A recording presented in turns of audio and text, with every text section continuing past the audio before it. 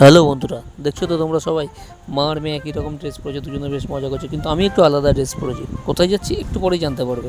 যাওয়ার আগে দেখলাম আমাদের ঘঞ্চুবাবু এই যে এখানে দাঁড়িয়ে রয়েছে, তাকাচ্ছে।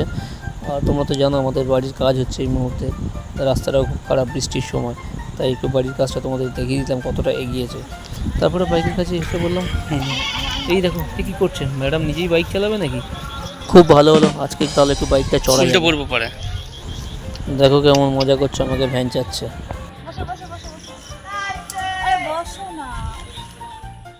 তোমরা একটু কমেন্ট করে জানিও এরকম রাস্তা দিয়ে তোমরা কারা কারা বাইক চালিয়েছো। কিন্তু আমার দুর্ভাগ্য, আমাকে যেতেই হবে।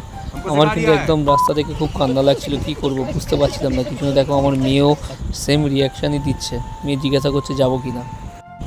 অবশেষে চলে আসলাম জুতোর দোকানে জুতো কিনতে। এই দেখো মেয়ে জুতো অলরেডি পরেই নিয়েছে। তারপরে জুতোর দোকান থেকে বেরিয়ে বাইরে দাঁড়িয়ে দেখছি ম্যাডাম বাইরে দাঁড়িয়ে রয়েছে। ম্যাডামকে ডেকে নিলাম। এই দেখো ম্যাডাম হাসতে হাসতে 32টা দাঁত বার করতে করতে চলে আসলো। তারপরে চলে আসলাম চাউমিন দোকানে, মেয়ের জন্য কিছু চাউমিন নেবো। চাউমিন দোকানে চলে এসেছি। আর দেখো মেয়ে কতটা আনন্দ পেয়েছি চাউমিন দোকানে এসে। তারপরে চাউমিন পার্সেল করে নিয়ে এসেছিলো বাড়িতে, এবার খেতে দেওয়া হলো মেয়েকে, মেয়ে খাচ্ছে। আর চলো দেখা হচ্ছে তোমাদের সাথে অন্য একটা পরের ব্লগে।